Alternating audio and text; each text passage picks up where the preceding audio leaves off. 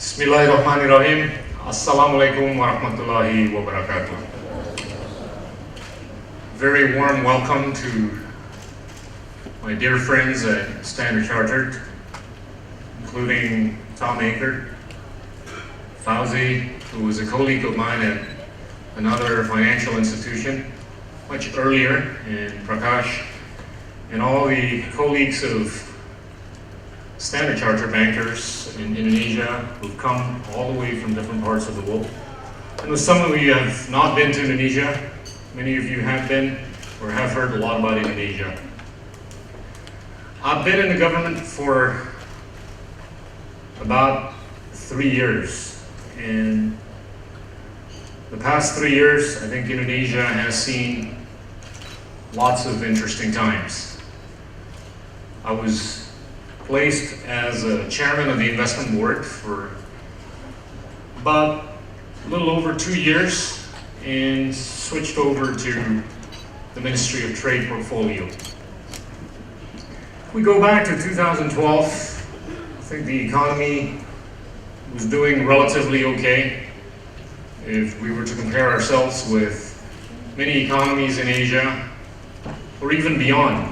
And the underpinnings of the economy quite obviously would have been investments in domestic consumption. There's a good chance when the new chairman of BKPM would announce the results of the fourth quarter of 2012, investment realizations in 2012 would have risen by between 25 to 30% in dollar terms. And this would have been on the basis of a larger piece of the pie taking place outside the island of Java, which is an unusual thing, because for many decades until recently, money has always been in Java. I remember at a time when I took over the chairmanship of BKPM at the later part of 2009, only 18% of capital formation took place outside Java. And I believe by 2012, around 46% of total capital formation would have taken place outside the island of Java. And let's not forget the total capital formation would have risen by 25 to 30% each year for the last 3 years. This is, I think, reflective of the dynamism of the economy, the robustness of the economy, but also the challenges going forward. The other underpinning of the economy would have been domestic consumption, which makes up 55 to 60%. And that has been sort of like a silver lining for the Indonesian economy at a time when we've seen quite a number of external shocks, or external scenarios that would have been very, very difficult for many countries around the world. And that has helped insulate Indonesia from the troubling times outside. At the same time, I think we've got to realize that this is probably not the way forward all the time. We've got to try to reconfigure the economy and find a new point of equilibrium as to where the trade level vis-a-vis the GDP should be and where the domestic consumption level should be vis-a-vis the GDP. Now let's talk about the GDP here. GDP last year was about 950 billion to $1 trillion on a nominal basis. And on a PPP basis, it would be around 1.1 to 1.2. Now if one were to extrapolate the GDP growing at a mere 5% real growth per year, put on top of that about 5% inflation, and if one were to assume linearity, barring catastrophic scenarios for the next 10, 20 years, then it's clear where Indonesia's economy is poised to grow.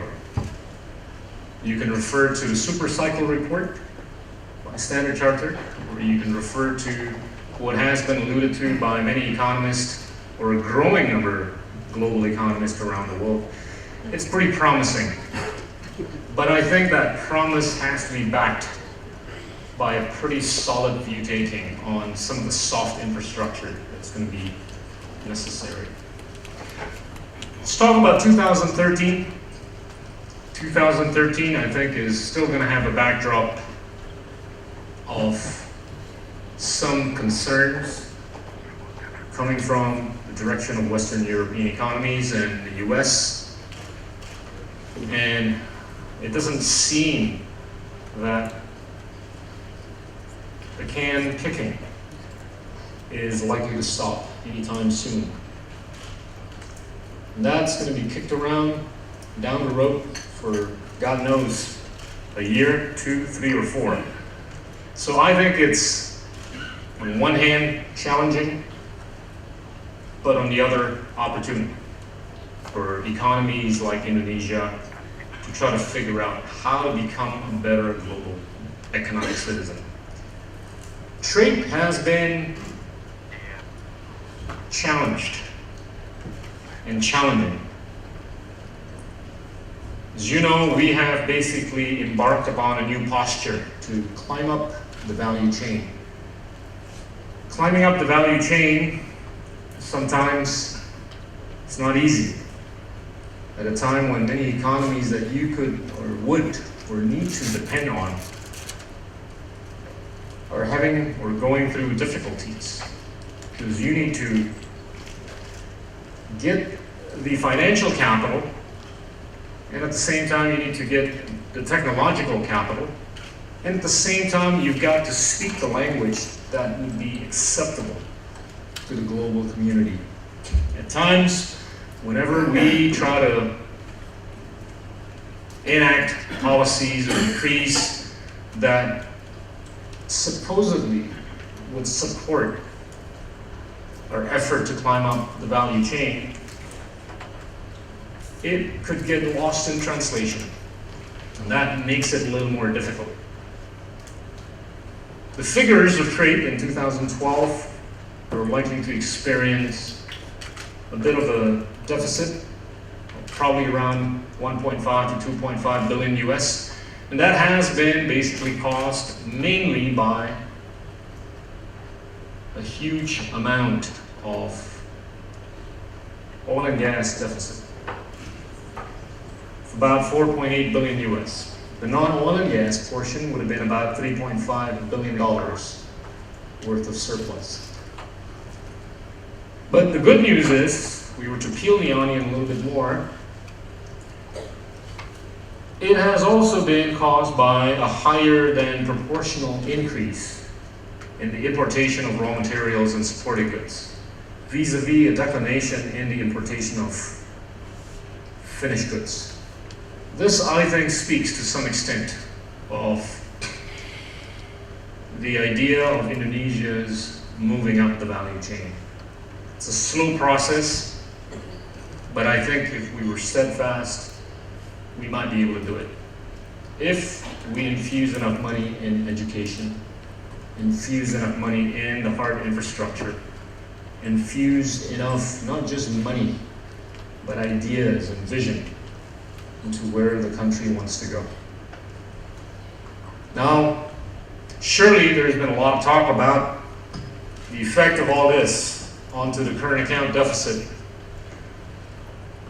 I think if we want to talk about the current account deficit, simply we've got to take into account 3 things. The first is the portfolio investments that have taken place in Indonesia. Stock market index went up by 12%. I think it's quite likely that it will remain robust, if not more robust than last year, by way of the continuation of quantitative easing being done by the US's of the world, the Europes of the world, and the Japans of the world. And that's going to fuel liquidity into the market enough, I think, to seek and find enough attractively priced or valued companies. And I think Indonesia has a good availability of those. The second bit is the real sector investment. which I think is still of a pretty robust pipeline that's been built in the last 3 to 4 years. Quite easily, investment realizations will go up to $40 to $45 billion, made up of PMA and PMDN. PMA is the foreign direct investment, and PMDN is the local capital formation. That, I think, will cause no concern,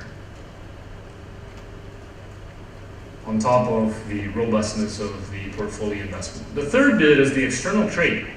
Now, at the rate that we're going to have another year of deficit by way of the over-splurging or spending or consuming of oil and gas, which would necessitate importation, at the rate that we want to be supportive of climbing up the value chain, we might have another year of deficits.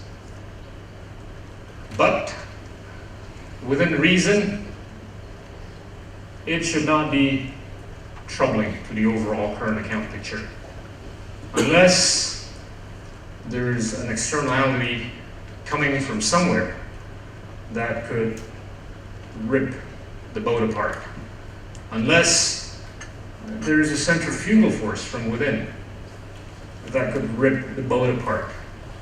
Those are, I think, factors that you all have to take into account or price in.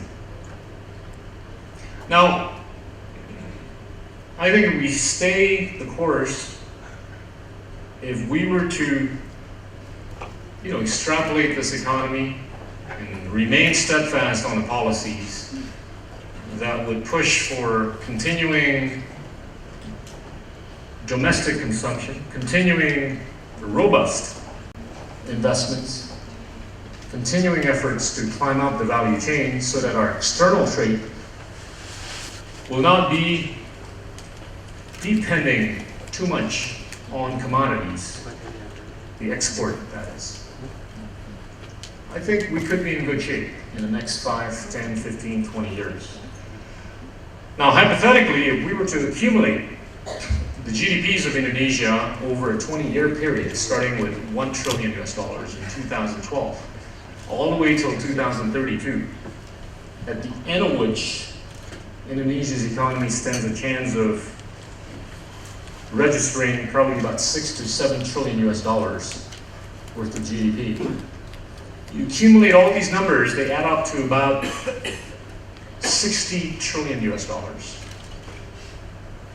Now, if we take the approach of 20% of that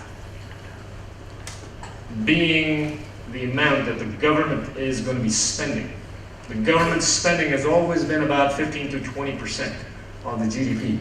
If the government were to continue spending 20% of whatever GDP it accrues every year, then the accumulation of the amounts that the government will be spending in the next 20 years will be about $12 trillion. Now, if we were to go with the assumption that 20% of the government spending will be spent on education every year of the next 20 years, we know that the government is going to be spending about $2.4 trillion on education in the next 20 years. That will be a lot more than enough than just replacing the dilapidated buildings that you would have seen in pictures on the Jakarta Post a couple of days ago of elementary schools in some villages. It would be a lot more than enough to fill up the campuses of Oxford, Cambridge, MIT, Stanford, Harvard, and all the best universities in Asia with the best Indonesian students so that they could come back and work for Standard Chartered. There you go. I think that's the game changer, ladies and gentlemen. We've got an ability to spend $2.4 million on education in the next 20 years. It will game change the whole thing. Now, the question is there going to be enough vision? Is there going to be enough leadership? Is there going to be enough guts to do it consistently in the next 20 years? Now, let's talk about consumption. If we were to go by the assumption that 60% of the GDP will remain domestic consumption centric. You know, in the next 20 years, there's going to be about $36 trillion worth of domestic consumption to be done. Now, if anybody asks me, are you worried about the currency? I mean, long shot, no. I mean, if I know there's going to be about $36 trillion worth of goods and services to be consumed in the next 20 years, and all of them will have to be consumed in rupiah, why would I short rupiah? Within logic, sometimes logic doesn't work.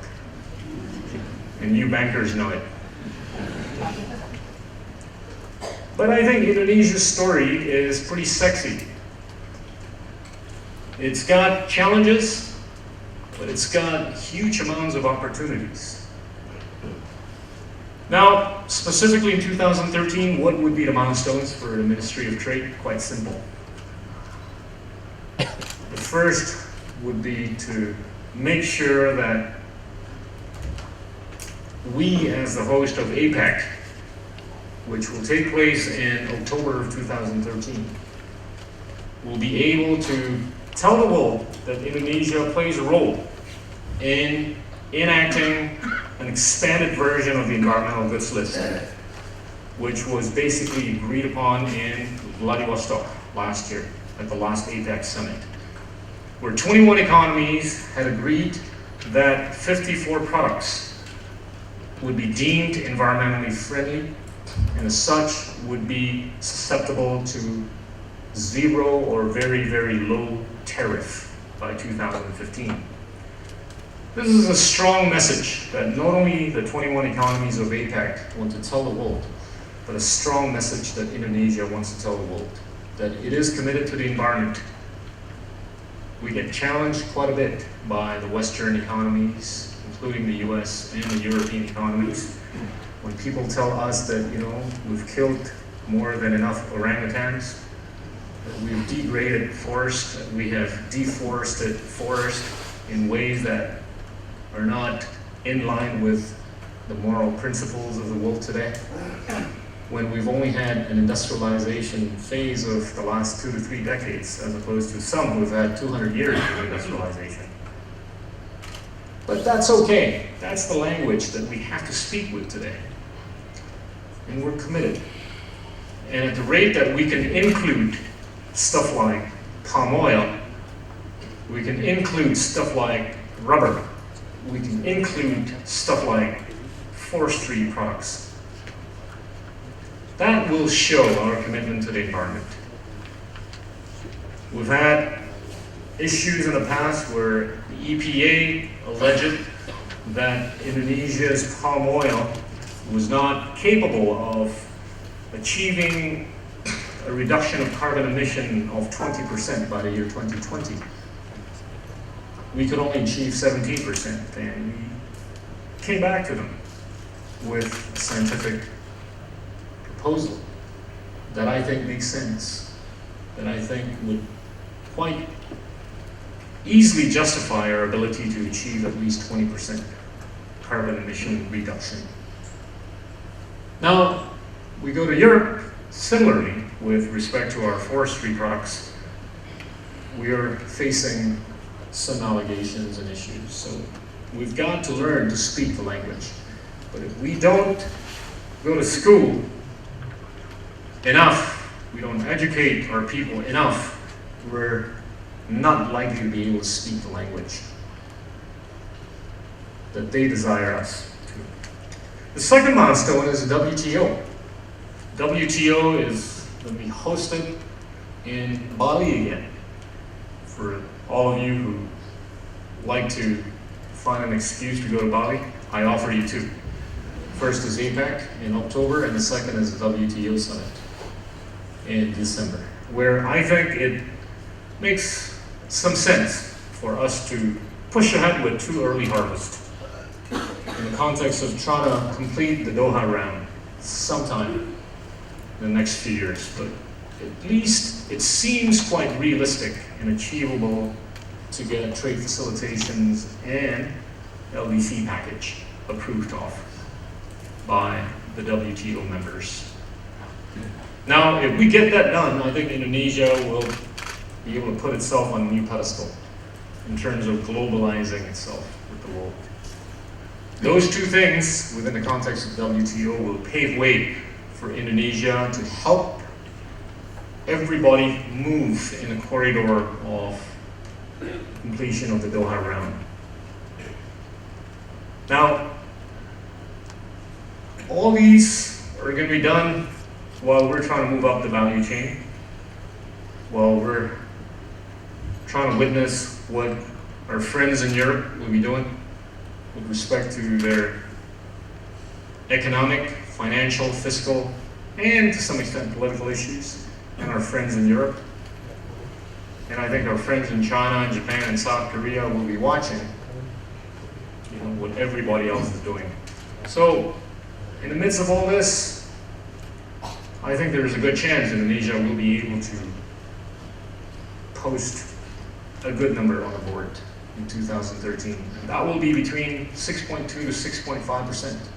Yes, the government has come out with a target of 6.7, 6.8%, but I think I'd rather come from a more realistic angle, given the fact that the external trade part will have to go through some challenges, but the domestic consumption and investment will be quite robust, but the government spending will be quite robust. By the way, all this is on the basis that only 10 million people pay taxes in Indonesia. Think about that. And we have, I think, a little bit more than 10 million people in Indonesia. I mean, it's almost 10 million people in this room. Now imagine a country that only has 10 million people and companies paying taxes, with a tax ratio of around 15 to 16% using a new OECD methodology. Already having a budget deficit of 1.5 to 2%, already having a debt to GDP ratio of 23 to 24%.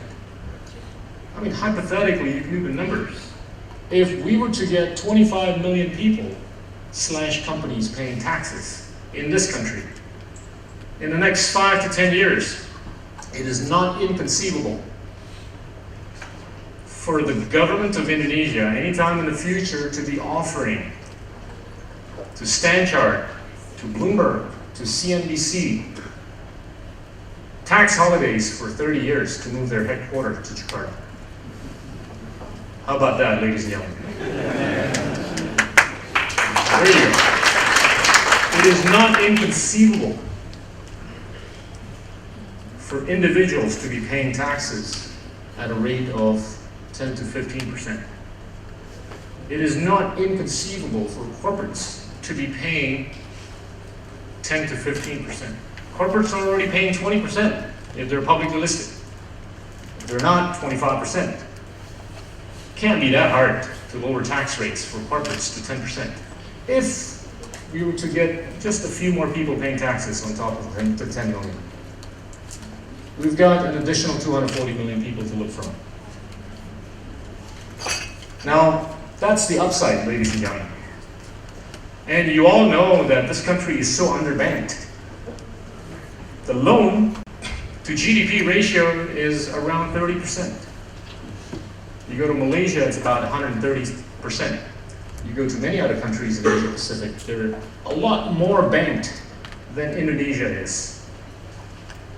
So I think the upside is huge. Now, do we want to go from 30 to 130% in 2 years? No. I think we've got to do it in stages, so that the governance can be well managed and the people can be better managed. Thank you very much. Wassalamualaikum warahmatullahi wabarakatuh.